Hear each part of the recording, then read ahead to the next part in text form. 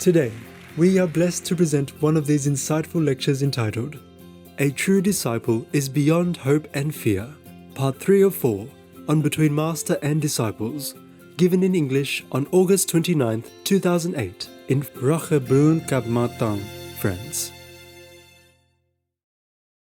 Peace for Ukraine or Ukraine now. Russia, just go home.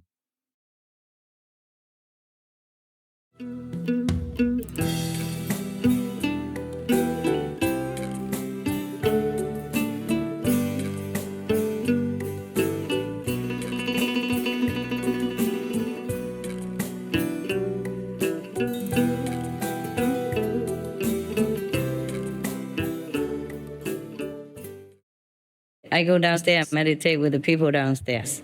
Since you have seen me already, I go and let them see me, okay?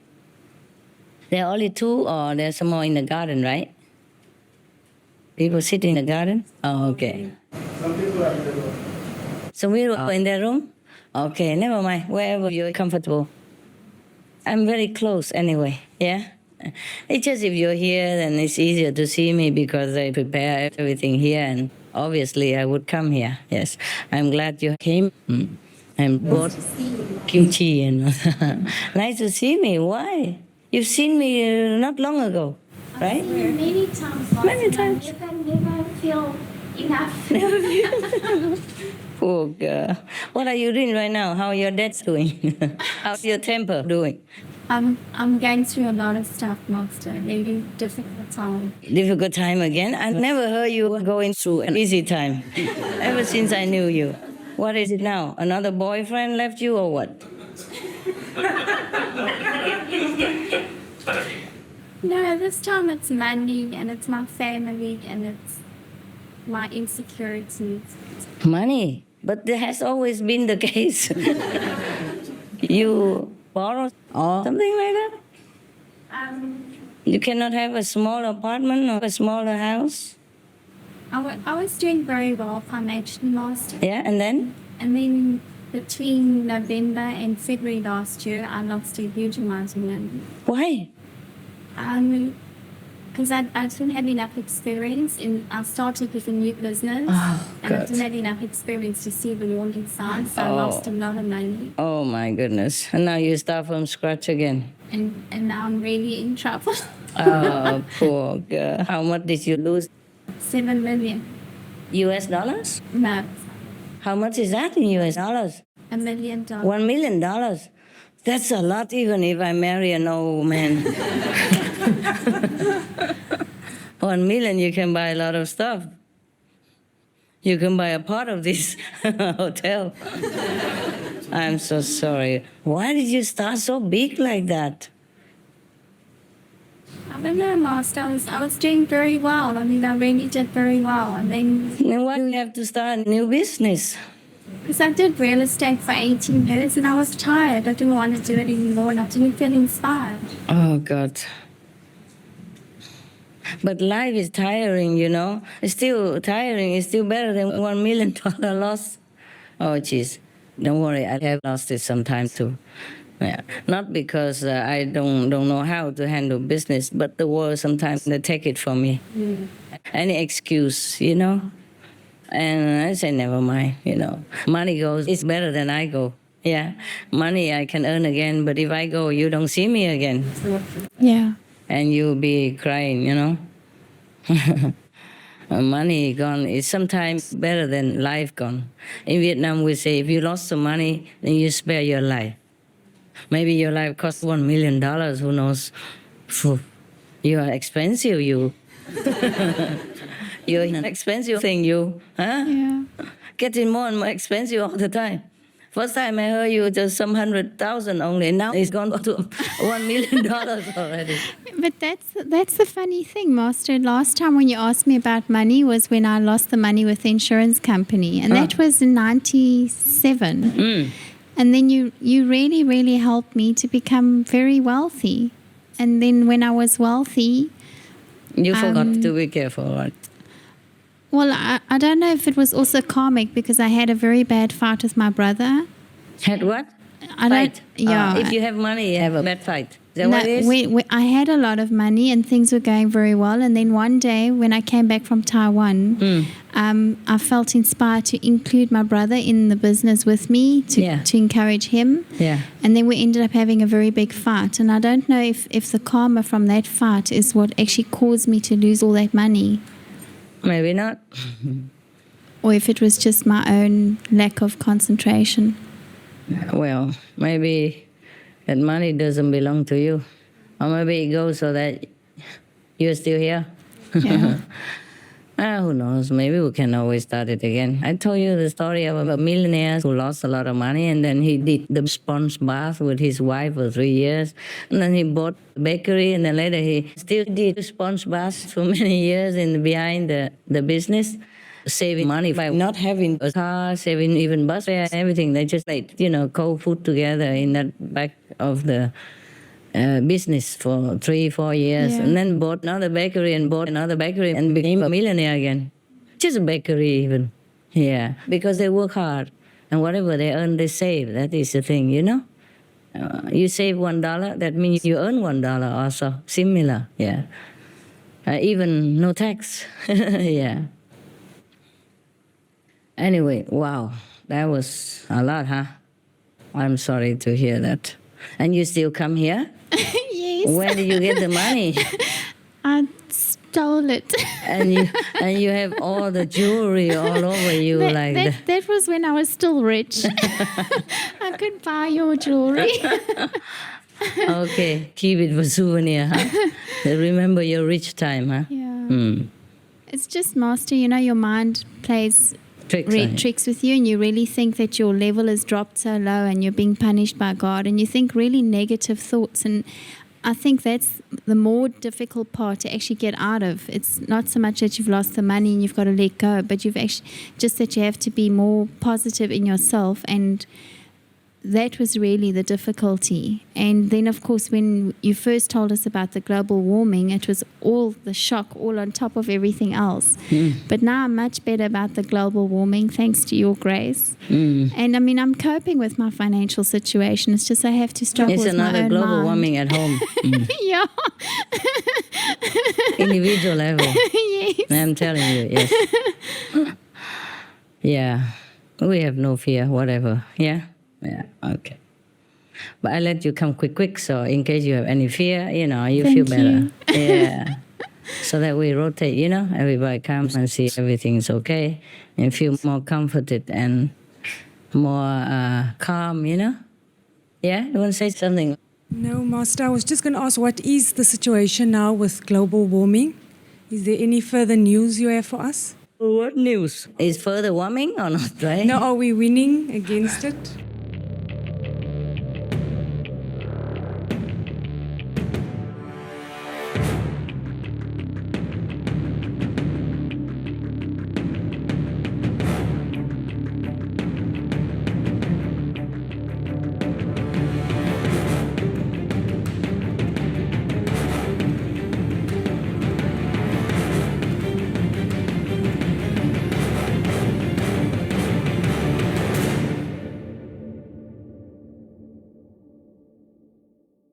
How many more people vegetarian? I don't know, baby. I didn't look recently.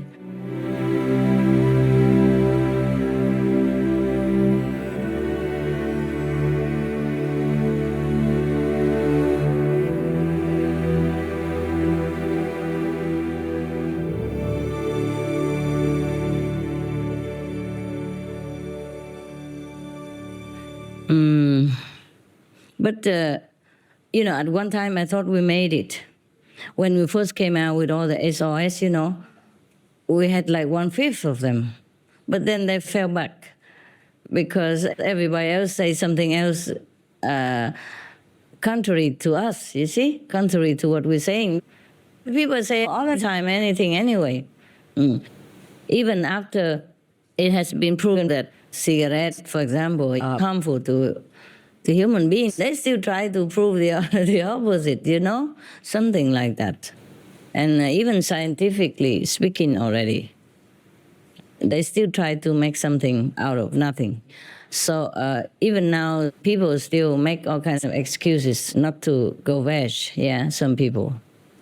So I thought we made it already, and then no, the force of karma is so strong that it pulled them back.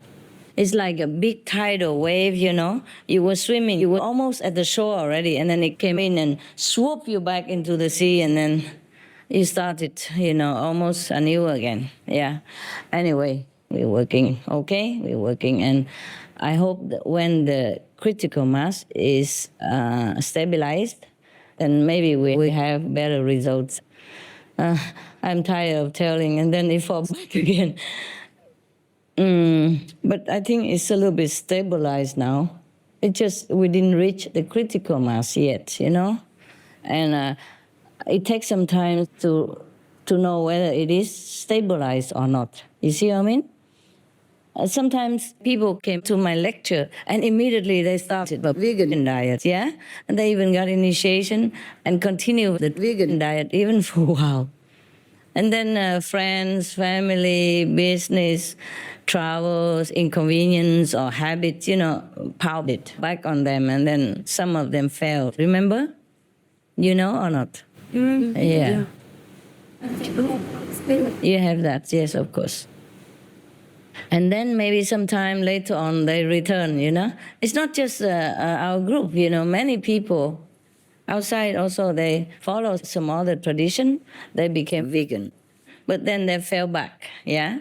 And then after they saw Supreme Master Television talking about SOS and also about the vegan diet, the consequences of global warming and the health of human beings. And now that we have all kinds of, I tell them to collect all kinds of evidence from some scientists, from doctors, yeah, and all that. So when they read that and they heard we're talking about the vegan diet again, then they will return to vegan diet after many years. Yes. I even met one in Monaco last time when I saw you. No, not you, I think some Europeans. So we had a little group meditation in Monaco, but it didn't last long. It could be nothing wrong. It's just I didn't want them to come there and check in everybody's passport and say this and that and other, It's just lousy, lousy. Never mind. Okay, I'm just telling you that I met one person there. She's from Canada, yeah? She said 5 years ago she was vegetarian for a long time. And then now she's not. You understand me? Many years, a long time vegetarian. But I'm sure she has changed now, because I told her, you better be, You better return to a vegetarian diet. I'm sure she would have. But the thing is, people are not infallible. They change sometimes. It depends on whether they're strong or not in their mind, in their willpower, or if they keep good company or not. Yes. If they keep being in good company with you, go to group meditation every weekend. That's why I told you, please go to group meditation. And you are together, you see? You see? Like this is together, huh? It's difficult to break, huh? You see what I mean? Yes. Even just 3 or just 2 of them, difficult to break, yeah? But 1. See this? Easy, yeah? It's just a little wood, It's not karate, don't worry. I won't use it on you. I will only break your ego if necessary. Yes. You understand me? Yes. So if people fall, maybe it's because they're lonely. They're alone and nobody supports them. They don't have this group supportive energy, and they have to go out, socialize with, the world. Most of them are animal people, meat eaters. And slowly, a little bit at a time, one bite at a time, then they reverse their animal people, meat eating habit. I feel sorry for them. That's why I say go to group meditation. You be stronger together. You see, the wall is made up of many bricks. If it's one brick, it won't be so strong like that. Yeah. Yeah. So group meditation is important. Until you're strong by yourself, then you're not waver. Wherever you go, it doesn't matter anymore. But when you're a little tree like this, anybody can hurt you, yeah? But when you grow into such a big and ancient tree, it's difficult to cut you down, Nowadays, people even protect those trees. So grow into such a big one, then we'll be protected. Who knows? Yeah? One day we'll be protected. I want to live until the day to see that for all the Kuan Yin practitioners, not just in India, but everywhere in the world. In India, you can practice anything you want still, yeah? It's very convenient there. Yeah, everybody leaves everybody alone. A little bit here and there in Kashmir, It's just about land stuff and profit and fanaticism. Otherwise, mostly in India, you still can walk free. Whatever robe you wear, yeah? Whatever belief you have, it doesn't matter. But what I mean is, if we don't practice in India, I hope to see the day that we can walk proudly and say, I'm, Kuan Yin practitioner. And people will protect you even instead of making trouble. Who knows? Okay. One day, yeah? Any more complaints? Lost business? Yeah. English. Tomorrow, Korean. Okay. Because translation, you Koreans talk very long, and translation is very long. Tomorrow, write down all questions, okay? Tomorrow or tonight, you write down all the questions, translate into English, yeah? And give to the office, yeah? And then we ask one by one. Understand? When you write out, you formulate better, and you don't talk the whole book, okay? Yeah. Most recently, I spent some time in Africa to record for SMTV. And in the last country I was at was in Gabon. And something happened, and I'm not feeling very good about it, and I'm not sure how to deal with it. We went there, and the brother that went with me knew people there. So he organized the car and everything that we need to drive around. Yeah. And initially, I didn't feel very good about it, but finally I just went. I thought, Yeah, no, I just go. And, it turned out these people that we borrowed the car and did all this stuff for us, they owned a company, a foresting company, that cut down trees. Oh, God. And... So we went with the opposite people. Yes. Okay, but you could convert them. You could tell them, don't do it again, at least. They spoke Chinese, and so we did this whole trip, and finally I felt really sick about this, and I knew why. And I didn't know how to fix it. I had like $200 on me, and I gave it to this guy to give to them to say, this is for me, for the car, everything. But I still feel like I'm dragging this box of karma or something. I don't know if it's my mind or... Well, no, at least you tell them, don't do this. At least you are there to convert them, to change them. Not everybody born the saint. Yeah. Even the saints are born, sometimes they're affected by the environment. You must know in Africa, the countries are poor. It's difficult to find jobs. Cutting trees is already not so gruesome as cutting dog people, all kinds of things. You understand me? Mm-hmm. They do all kinds of things in this world. Sometimes even for fun. Go out hunting, chop down somebody's head just for fun, some duck people, some poor helpless creatures, and call that mainly, sport. So do not blame those people. You should have talked to them and say, look, I know, it's your job to be there to change them, not to let them make you feel bad like that. The other brother, I think he spoke to them because they spoke Chinese. They're from China or something. Yeah.